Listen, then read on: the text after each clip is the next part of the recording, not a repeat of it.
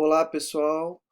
Bom, nesse vídeo a gente vai falar um pouquinho sobre a água como sendo um bem vital para a gente. Bom, nós sabemos que a Terra, a tal planeta Água, ela tem de toda a água que compõe a Terra, 97,5% são águas salinas presentes lá nos oceanos. Ou seja, a gente tem disponível para usar para nosso consumo, para as nossas atividades industriais, 2,5% que são as equivalentes às águas doces que nós conhecemos. Bom, desses 2,5%, olha que nós temos 22,4% estão em aquíferos, são subterrâneas, muitas vezes de difícil acesso. 77,2% estão nas calotas polares, enquanto elas não derretem. 0,36% lagos, rios e solos, ou seja, essas estão disponibilizadas para a gente, e 0,04% estão na atmosfera. Bom, a água e o corpo humano. Vamos conversar um pouquinho sobre a água e o corpo humano. É ideal que nós consigamos tomar, de acordo com a nossa massa, uma quantidade de litros de água. Por exemplo, uma pessoa comum que está aí entre 54 e 72 quilos deve tomar até 2 litros de água dia. E essa água deve ser distribuída da seguinte forma: 2 copos pela manhã, um copo antes do almoço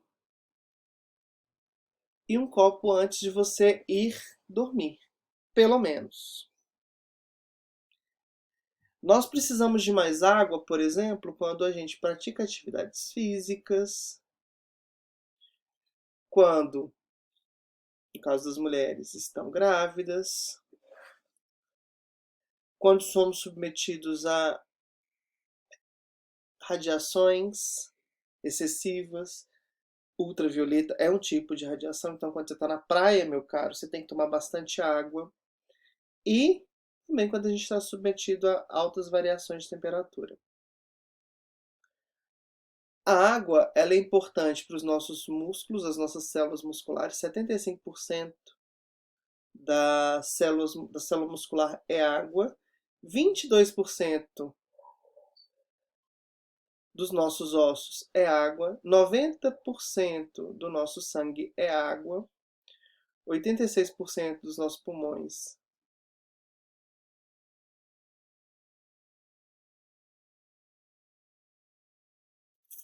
também são equivalentes à água. Fígado 86%, 75% do nosso cérebro também é água. Ok? Bom, quando eu estou desidratado, eu tenho sonolência, eu tenho dor de cabeça, eu vejo o mundo girar, as minhas mucosas ficam ressecadas, e por isso, então, por nós termos uma quantidade muito elevada de água, nós precisamos de uma água de qualidade. E é esse o nosso foco hoje. Tratamento da água na história. Bom, durante muito tempo nós fomos nômades, a nossa sociedade foi nômade. Com o estabelecimento da morada fixa, a gente teve então um aumento populacional e aí durante muito tempo nós fomos aumentando até chegar na Revolução Industrial e termos então cidades desenvolvidas, né, e implementadas. Aqui tem uma grande mudança, né, desse aumento populacional, desse estabelecimento da morada fixa para o aumento populacional e, consequentemente, a nossa tal Revolução Industrial. A primeira ETA, Estação de Tratamento de Água, foi em Londres em 1829. Aqui no Brasil, nós tivemos duas ETAs, as primeiras, na cidade de Salvador e outra na cidade de Ouro Preto, aqui do ladinho da gente, bem próximo àquele ciclo do ouro. Bom, já sistemas de tratamento de esgoto, de coleta subterrânea e tratamento de esgoto, foi em Hamburgo, na Alemanha, em 1843. Bom, a crise da água. Nós temos escutado muito falar sobre isso, né? A crise da água. Nós temos aí uma manchete. No Dia Mundial da Água, 923 milhões de pessoas não têm água potável. É muita gente, né? É muita gente. É quase 5 países nossos sem água potável. 5 vezes o nosso país, a nossa população. Certo? Bom, e aí a gente vê esse tipo de comportamento, né? E daí? Na minha casa não tá faltando água. Mas pelo jeito tá faltando bom senso. A gente vê isso, né? Diminuiu muito, mas ainda a gente vê, né? Esse tipo de comportamento. Bom, o Brasil tem 12% da água que é de fácil acesso do mundo. Ok?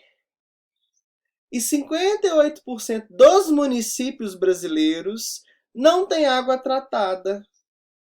Meio paradoxal isso, né, gente? Bom, no mundo, a partir de 2025, esse número de 923 milhões vai passar para 2,8 bilhões de pessoas sem acesso a abastecimento de água. O consumo mundial de água dobra a cada 20 anos. Ou seja, a gente gasta muita água e não pensa nas consequências deste gasto. 21 países já enfrentam escassez de água. E esse número de 21 países nos reflete a porcentagem de 40% da população mundial. Já passam por problemas de escassez de água. Diariamente, a gente precisa de 20 a 50 litros de água para atender as nossas necessidades básicas. Uma outra informação muito importante é que no mundo, cerca de 72% dos leitos hospitalares são ocupados por pacientes que são vítimas de doenças transmitidas pela água. Bruno, depois de escutar isso tudo, eu tenho que pensar como eu posso ajudar a conservar a água, né? Bom, a primeira coisa é que a gente feche bem as torneiras, que nós tenhamos sistemas de distribuição de água em nossas casas sempre que passaram por manutenção, onde nós não tenhamos vazamento. Não jogue lixo nos rios e lagos, isso é fundamental. Reutilizar a água para rega de plantas, por exemplo, ou até mesmo para poder fazer atividades não nobres dentro da nossa casa. E regule a descarga do banheiro. Essa questão que eu falei para vocês, de nós termos um sistema de distribuição de água dentro das nossas casas que tenha uma inteligência razoável. Bom, e aí, quanto que a gente gasta de água por dia, hein? A Organização Mundial da Saúde, a OMS, preconiza que a gente consiga gastar cerca de 50 litros de água por dia, e isso é um valor bem interessante. Tá? Um canadense, por exemplo, ele gasta 600 litros de água. Um americano, norte-americano, porque americano nós também somos, né? Um norte-americano gasta em torno de 350 litros de água por dia. O japonês também, 350 litros. Um europeu está gastando em torno de 200 litros. Já o brasileiro, um valor médio de 187 litros. Enquanto os africanos da região subsaariana gastam apenas 20 litros de água por dia.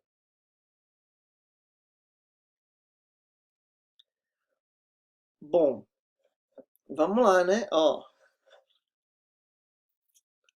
no banho, a gente costuma gastar, em 8 minutos, 24 litros de água. Nessa descarga econômica acoplada ao vaso sanitário, 18 litros de água por dia, se a gente der 3 descargas. Normalmente a gente dá mais do que 3 descargas dia, né? Porque aqui nesse vaso acoplado, aliás, nesse sistema de descarga acoplada ao vaso sanitário, aqui essa caixinha cabe em 6 litros. Hoje nós temos as inteligentes, né? Que para o número 2 você aperta um botãozinho, para o número 1 você aperta outro. No número 1, a gente gasta, né, nessas inteligentes, a gente gasta 3 litros de água. Brasileiro é brasileiro, fazendo brasileirice. As pessoas ainda acabam colocando alguma coisa aqui dentro. Durante a crise de água, mesmo lá em 2015, 2016, várias reportagens mostravam que as pessoas estavam colocando garrafas PETs cheias de água aqui dentro para diminuir o volume dessa bacia sanitária. Bom, lavando as mãos, 3,2 litros por dia. Isso fora a crise que nós estamos vivendo hoje, né? A crise do lave as mãos. Certo? Aqui, ó, hoje, com a crise do coronavírus, esse número deve ter aumentado bastante em todo o mundo. E escovando os dentes 3 vezes por dia, a gente gasta 2,4 litros. É uma quantidade razoável de água. E os 2 litros em média que a gente bebe. Isso totaliza aproximadamente 50 litros de água. Uma pergunta que deve ser feita é: toda água precisa ser tratada, Bruno? Bom, a resposta é: depende da finalidade e de onde ela é captada. Bom, para recreação, para ornamentação, para irrigação, os níveis de exigência para tratamento são menores do que para beber, por exemplo. As fontes de abastecimento de água são duas: as subterrâneas e as superficiais. Se nós já temos fontes potáveis, a primeira coisa que a gente deve fazer é exigir que nós tenhamos um tratamento, uma proteção das cabeceiras e simples processo de desinfecção. Muitas cidades mineiras não têm o tratamento efetivo da água porque há proteção das cabeceiras e aí é só necessário o processo de desinfecção. A Copasa faz o tratamento todo da água. Algumas cidades não têm a Copasa e aí eles precisam simplesmente proteger as cabeceiras e fazer a desinfecção. É um exemplo a cidade de Ouro Preto. A cidade de Ouro Preto ela não é atendida pela Copasa, a concessionária estadual de tratamento de água. Lá eles têm uma autarquia municipal que faz esse tratamento de água. Agora, se eu capto água de fontes não potáveis, aí sim eu preciso de uma estação de tratamento de água, que a gente vai chamar a partir de agora de ETA. A ETA, uma estação de tratamento de água, tem como os principais objetivos a remoção do material particulado, ou seja, os sólidos que estão vindo na água, a remoção das bactérias e algas, remoção também da matéria orgânica dissolvida. A grande maioria da matéria orgânica consegue ser retirada numa estação de tratamento de água. E eu tenho também a remoção ou destruição dos organismos que são patogênicos. São os organismos que causam, por exemplo, doenças e vão ocupar 72% dos leitos hospitalares do mundo. Ok? Esses processos que são envolvidos no tratamento da água em uma estação de tratamento de água pode sofrer variações e essas variações vão ser dadas graças à qualidade da água que a gente está captando e também dos padrões de qualidade que a gente precisa alcançar. Aqui eu tenho um exemplo simplificado de uma estação de tratamento de água. Eu tenho uma represa, inclusive nós estamos com os números muito bons de água represada em Belo Horizonte. A gente está com 97% das nossas represas cheinhas. Essa água, ela passa pela primeira fase, que é o represamento, o armazenamento. Ela é enviada para um sistema de captação e bombeamento. Depois a gente faz uma pré-cloração, uma alcalinização e uma coagulação aqui nessa etapa 3. Na etapa 4, a floculação, etapa 5, decantação, etapa 6, filtração. Por fim, eu tenho aqui a cloração e fluoretação, armazenagem, distribuição. A água sai, então, de um tanque de armazenamento, é distribuído para as moradias, para as indústrias, e lá nas moradias, nas indústrias, de novo essa água é armazenada e distribuída dentro de cada subsistema habitacional. Vamos estudar cada etapa, então, agora. A primeira etapa é a captação e bombeamento. Se nós percebermos, olha, essa água é captada em corpo hídrico. Esse corpo hídrico tem galhos, tem sujidades. Então eu preciso fazer um sistema de grades que vai impedir a entrada de substâncias macroscópicas grandes, como folhas, galhos e outros detritos, para o meu sistema de captação. Após a captação, então, lá no corpo hídrico, essa água é bombeada com vazões controladas até a estação de tratamento de água. Lá na estação de tratamento de água, nessa etapa 3, eu tenho a pré-cloração, a pré-alcalinização e a coagulação. A pré-cloração é a adição de cloro assim que a água chega à estação para facilitar, então, a retirada da matéria orgânica e metais que estão presentes. Consequentemente, também, a minha ideia aqui na pré-cloração é destruir os micro-organismos patógenos. O grande problema da pré-cloração é que a gente pega a matéria orgânica, essa matéria orgânica vai reagir com cloro e vai adicionar os trialometanos. Essas substâncias são altamente agressivas para o sistema nervoso central, rins, fígado, são carcinogênicos, teratogênicos e até mesmo abortivos. Uai, Bruno, mas então por que a gente faz isso aí? Por que a gente faz isso, esse processo de pré-cloração? Porque a gente faz uma escolha.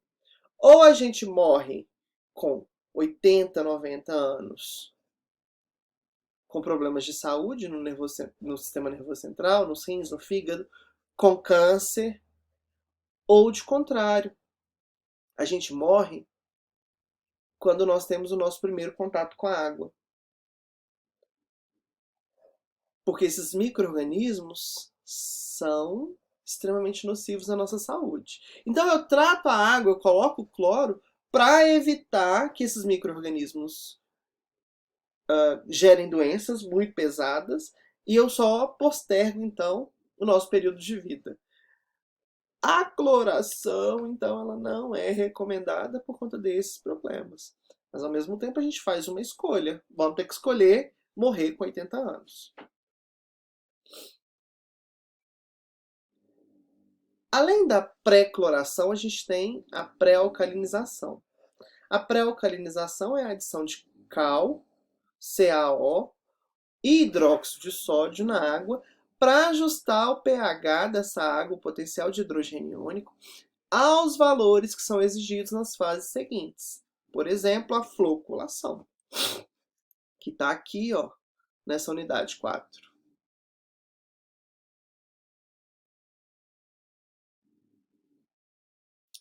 Eu tenho então agora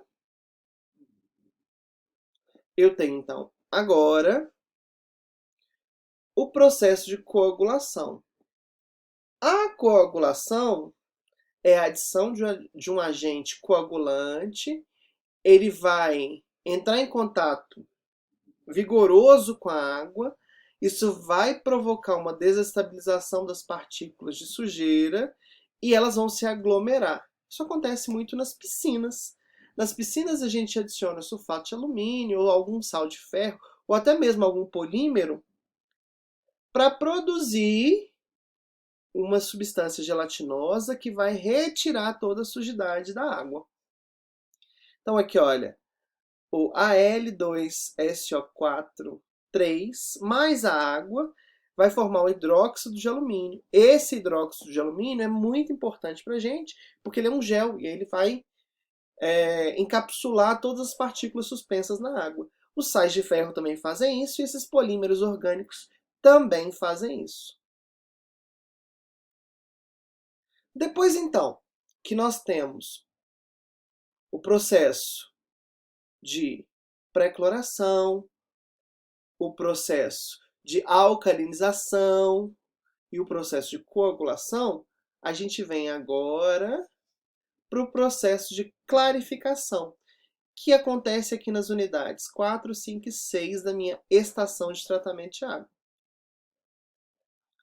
A floculação, então, ela acontece em tanques menores.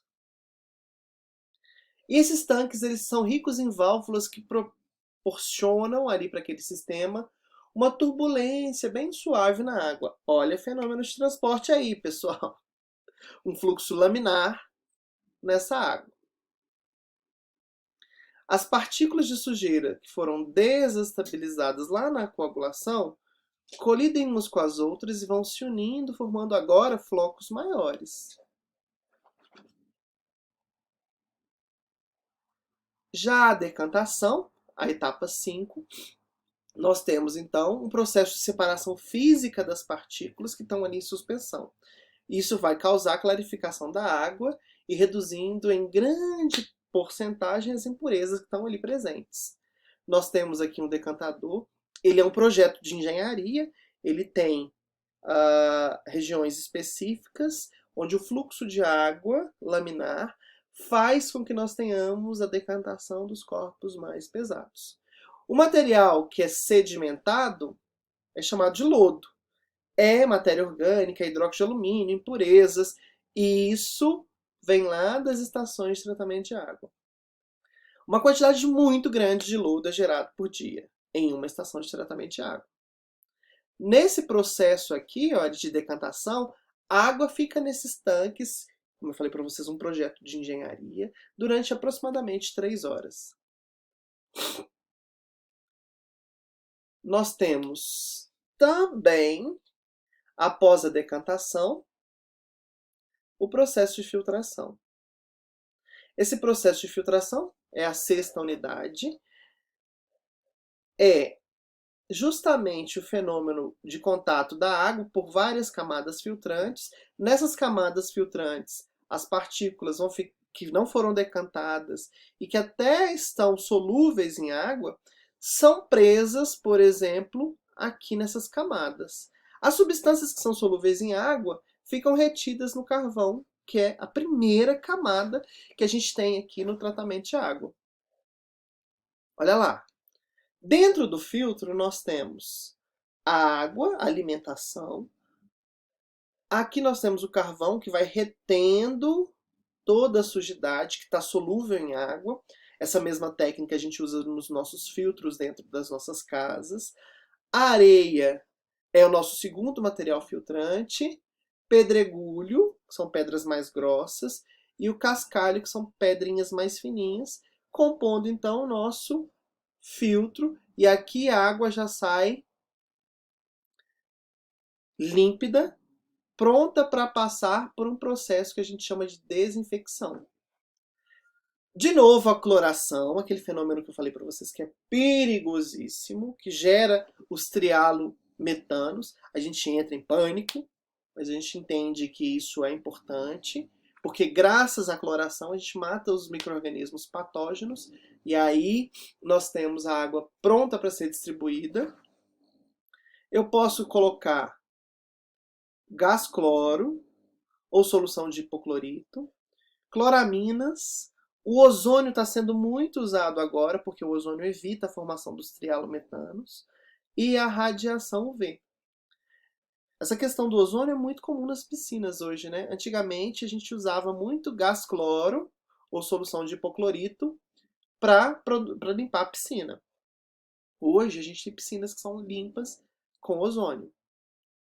Radiação UV também, ela acaba matando os micro-organismos. Mas ozônio e radiação UV ainda é muito caro. Isso deixaria a água muito cara e inacessível. Bom, na desinfecção com gás cloro ou com hipoclorito de sódio, nós temos um método que é confiável, é simples e de baixo custo. E aqui estão as reações químicas que eu não vou ficar me pegando a elas com vocês. Tudo bem? E por fim, dentro da ETA, nós temos um sistema de fluoretação. A fluoretação é importantíssima para a gente, porque ela traz a prevenção de cárie dentária. É uma coisa importante para prevenir uma doença bucal, já que todo mundo tem acesso à água de forma tratada, todo mundo assim, né? A grande maioria tem acesso à água tratada aqui no nosso país, então nós temos aí a fluoretação. As etapas finais, após aqui então a fluoretação e cloração, eu tenho que fazer o controle de qualidade desse meu produto. Faço determinação físico-química, ou seja, vou ver se todos os parâmetros físico-químicos da água estão atendidos, pH, turbidez, condutividade, todos esses parâmetros que são importantes para a nossa qualidade de água são testados. E aí nós podemos beber a nossa água graças a uma portaria do Ministério da Saúde de dezembro de 2011. Tudo bem? Um grande problema da ETA é o lodo. Isso é inegável. Esse lodo que é gerado nesse processo, uma quantidade muito grande, ele é encaminhado para desidratação e estabilização química e microbiológica. Ou seja, eu pego esse lodo que tem uma quantidade de água, prenso, deixo ele desidratando e nesse processo eu tenho a morte de micro-organismos patológicos que estavam ali presentes. Nesse processo de secagem, a gente tem a evaporação dos leitos ou até mesmo filtro prensa, conforme eu falei para vocês. E aí é um volume muito grande. O filtro prensa é isso aqui, uma unidade de filtração muito comum na indústria. Ele pega a polpa, o lodo, nesse caso, da ETA, e consegue retirar a grande quantidade de água. Tudo bem? Bom, esse lodo, por ser volumoso, né, ele pode ser usado na fabricação de cimento, ele pode ser usado na fabricação de tijolos, pode ser utilizado em algum tipo de cultivo específico, pode passar por compostagem, pode ser um solo comercial, pode ser utilizado na plantação de produtos cítricos. Ele melhora a sedimentabilidade da água com baixa turbidez. Ele pode ser usado na construção civil. Ele pode ser usado também na produção de argamassas e concretos. Tudo bem, meus caros?